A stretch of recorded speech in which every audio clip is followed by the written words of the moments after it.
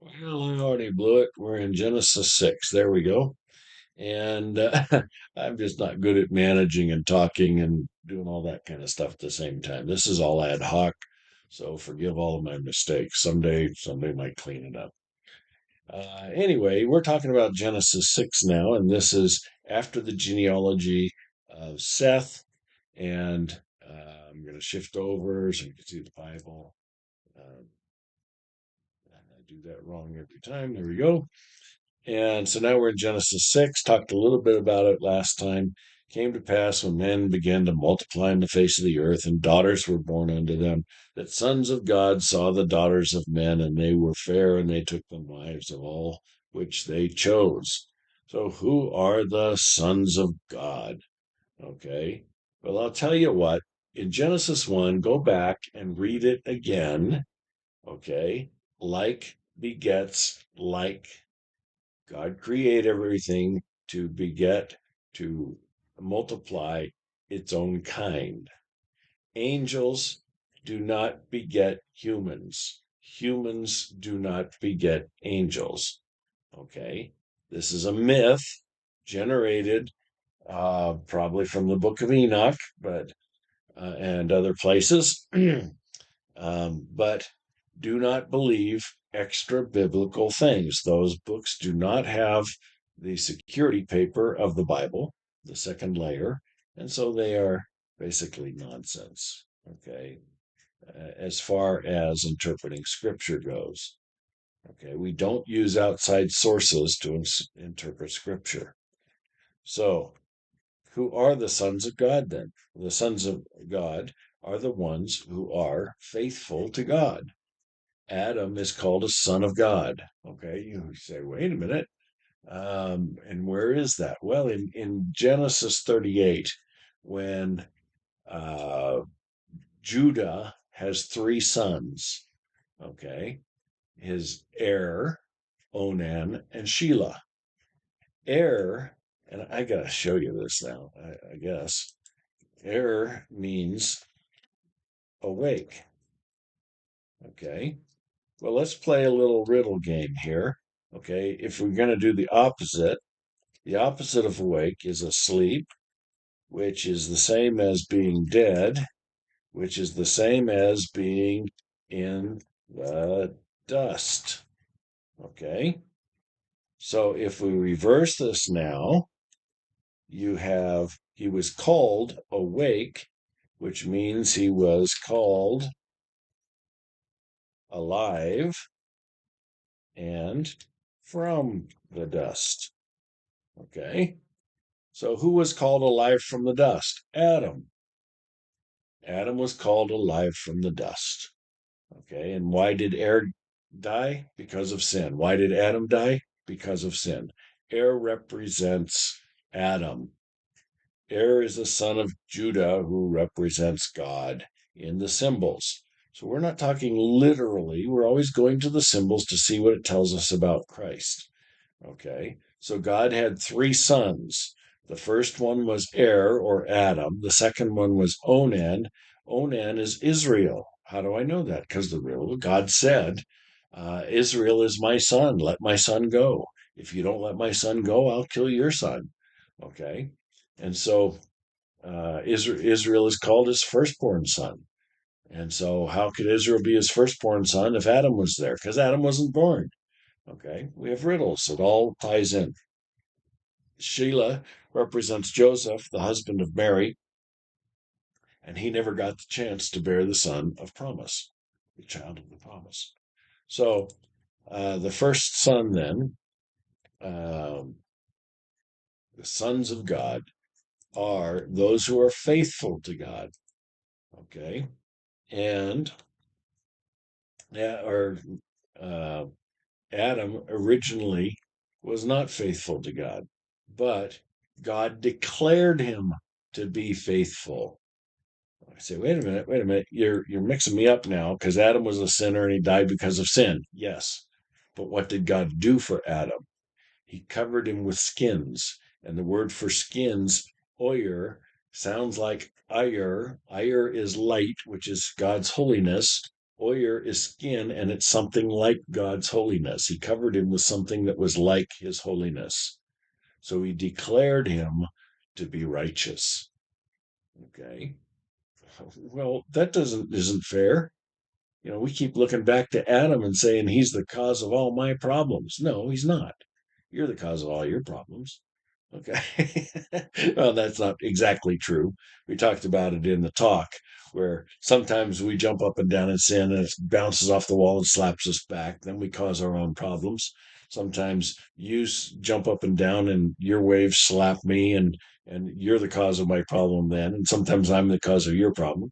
And sometimes we have problems that we can't identify the source because everybody's jumping up and down in the water, putting out waves of pain, suffering, and death. Okay. But Adam is not our problem. Okay.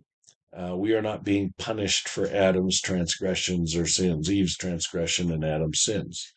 Okay. It's not a punishment. It's a reminder that we are not gods. And we have to be reminded of that often. So, anyway, the sons of gods are the ones who God has declared to be righteous. Who are they? Well, already now we have Adam, we have uh, Abel, we have Seth, and now we're coming up to Noah.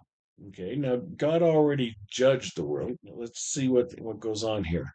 See, the sons of God saw the daughters of men, and they were fair, and they took them as wives, all which they chose. And the Lord said, my spirit shall not always strive with men. Um, for his day shall yet be 120. And so there were giants in the earth. Where does it say it here? And the sons of God came to the daughters. They bore children. They were mighty men of old. And the wickedness of man was great, okay, in the earth. And every imagination of the thoughts of his heart was only evil continually. And it repented the Lord that he had made man on the earth, and it grieved him at his heart. So he will destroy man, man and beast and fowls.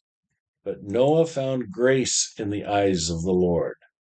Was Noah a perfect man? No, he was a sinner too. Okay. But Noah found grace. We say, well, why would Noah find grace? This is a mystery to us. And we're saying God's a capricious God. Here we took one guy who's a sinner amongst many sinners, and he decided to give him grace. Okay. Yep, he did that, but he did it for a purpose. It was not capricious. And we know the purpose of it. Okay. His name means rest. And God is going to give it a rest. Okay. And so he's using Noah with the name of rest to paint another picture of Christ. Okay. If his name had been George, we can't have George and the Ark because it doesn't paint a picture of Christ. Okay. Bob in the Ark doesn't work. Okay. Rutherford and the Ark doesn't work. It is Noah because it is the rest given to us through the cross, the ark representing the cross. So Noah found grace. Now we're going to see this where God is going to judge the world and then he turns and gives it grace. Well, we saw that with Adam already. Okay. Adam was supposed to die, and yet he received grace by receiving the garments of skins that God gave him. See?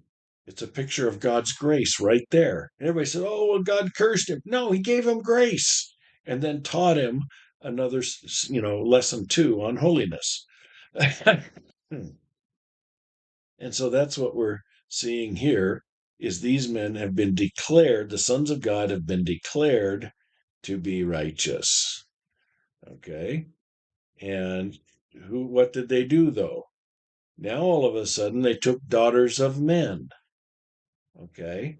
Well, daughters of men, daughters represents people who don't understand, the female, they don't understand. So they're taking brides, daughters who don't understand from men who did understand, and they were fair, and just because they looked good, they married them. Okay. Well, this is a dangerous thing to do. Not that marrying a good-looking woman is dangerous, you know. So heck, that's why some of us got attracted to our wives because they were good-looking. Okay, that's not the point. The point is these were people who did not understand. They are now making union and reproducing children who will not understand. Okay, when you have mothers that don't know Christ, it's very difficult to raise children who do know Christ. See, and that's why we're told do not be unequally yoked with unbelievers. It's not just in marriage that unequally yoked is in business and in other things. Don't be unequally yoked. See, how can you learn good things from those who do bad things? Why do you want to be a part of that?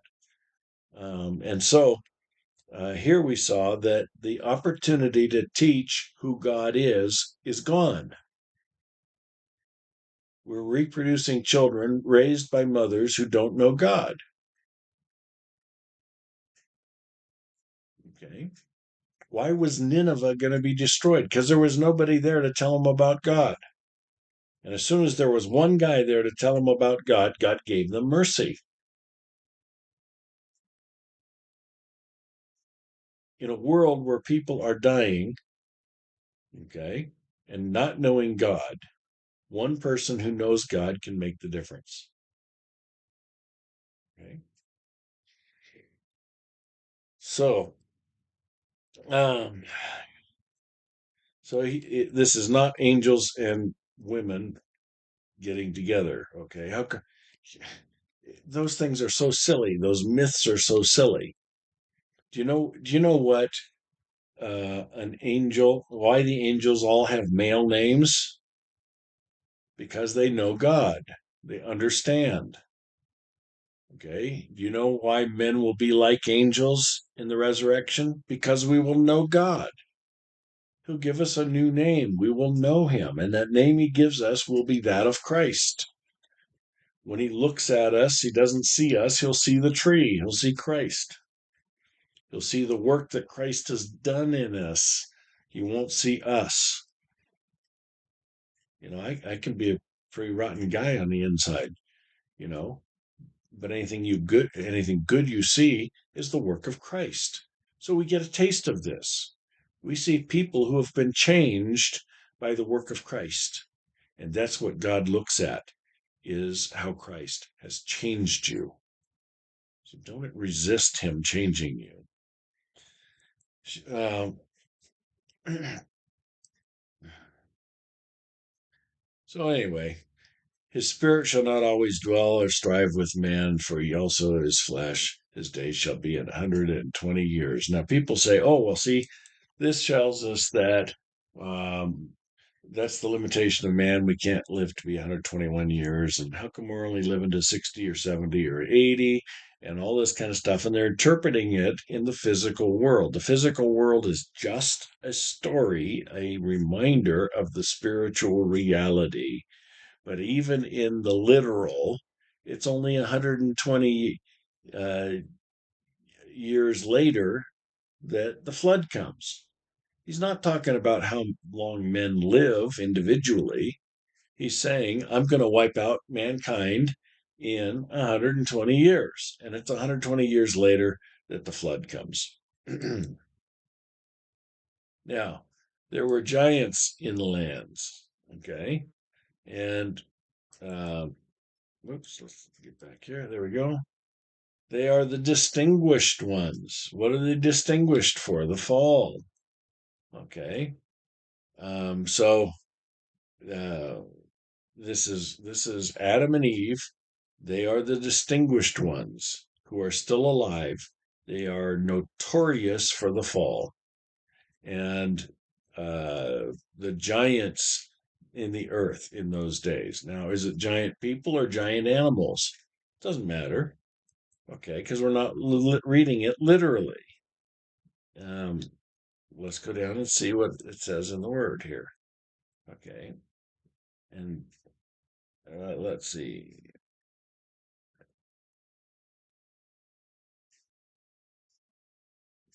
Did I? Did I scroll somewhere? Oops. Sorry about that.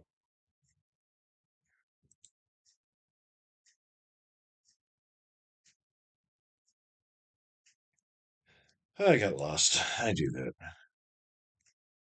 But the giants, what, we still had dinosaurs, and we know that there are tall men around. We know that David slew Goliath, who was a giant in that day. So there were a lot of giants still around, large men. Why wouldn't they be? They're living to be a long time. Is there a natural size of man genetically? What happens if we had immortalized cells? That's what they make this fake chicken out of now. It's basically chicken cancer cells. They're immortalized cells, they don't die. But what if our cells didn't have the ending? I think it's called telomerase or something. I can't remember. I'm just getting too old. Anyway, our genes have things on the end that they break off when they reproduce, and then you get so many of them and you die. Okay, so you lose so many and you die. I'm spinning on one last brain cell up there, and it has maybe one or two more of these things on the end of it. I don't know. But anyway, how long, if we lived for 700 years, how big would we get to grow? Do you know lizards don't have a size limitation on them? If they live 700 years, would they look like dragons and dinosaurs? Okay. So this is not contradictory to science. All we have to do is apply it to the stuff that it says. If they lived that long, how big would they get? We say, well, men aren't lizards. Well, I don't know. Maybe we've lost something that we used to have, say. And so it's not a matter of uh, judging the past based on the present. That's the error that God says when people will say that God is not coming again, that Christ is not coming, because even though the prophecy says he's coming, it doesn't look like he's coming. Everything's going on the way it has from the beginning. Well, what are they doing? They're denying the flood because the flood happened and it was out of the ordinary from what was going on from the beginning. So don't judge the past based on the present. Okay. That's the error of radioactive dating. Okay. You have a very small sample of our present age and you extrapolate it backwards to the past. And if you extrapolate, you can have very large errors, especially if things change that you didn't know were changing. So, uh, don't make that mistake. So, so anyway, I'll destroy him, man that I've created, and I'm in Genesis 6 now. I did a lot of talking on the beginning of that, didn't I? Um, so there are no giants, but Noah found grace in the uh, eyes of the Lord. God declared him to be a righteous man. Okay, he was still a sinner, so um, get over it. He was like us.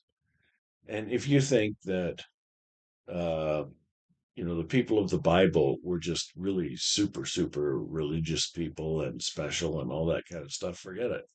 They were people just like you and I, and they were sinners, and God did something with them. And usually he did something with them because they had a spark of faith in them that wasn't around in the other people there. Okay. So we're down to Noah begetting three sons, Shem, Ham, and Japheth. Now, oh my, so many people want to say, oh, the curse on Cain got passed down through Ham. There was no curse on Cain. Okay. The mark is there not to teach us about physical stuff, but to teach us about Christ. His palms were marked, his side was marked. These displayed when Christ displayed these, he's basically saying, you can't kill me again. Okay, and that's the picture of Cain as a picture of Christ. You can't kill him again because of the marks. Okay, the mark was not black skin. Um, and so these guys came out, and let's see, the earth also was corrupt. Now, if we're going to destroy all of these living things, okay, which means also mythological giants that are products of angels and men, they're gone. Okay. So don't use Goliath as a sample of the Nephilim who were destroyed at the flood. They're gone. Okay. Goliath was a giant because it's in the genetic makeup of men to be able to be very large. And if we aren't very large today, it's because we have isolated the genomes and become separate populations where we don't get large anymore. We have bred it out of ourselves, the same way that we have large dogs and small dogs. Okay. The reason we don't have dinosaurs is because they didn't play nice and we killed them off. So, yes, there was a dinosaur on the ark. But uh, so all of the earth was filled with violence. He looked upon it and it was corrupt. It was corrupted all the ways in his earth. So his concern here is that nobody's going to be able to teach them about God. That's why he's destroying it. How do we preserve the earth? We teach people about God. If you are not teaching people about God, you are contributing to its future destruction by God. Okay? Our purpose here is to know God. Make an ark of gopher wood. This is, let's get into the ark on the next one. I've already talked a lot.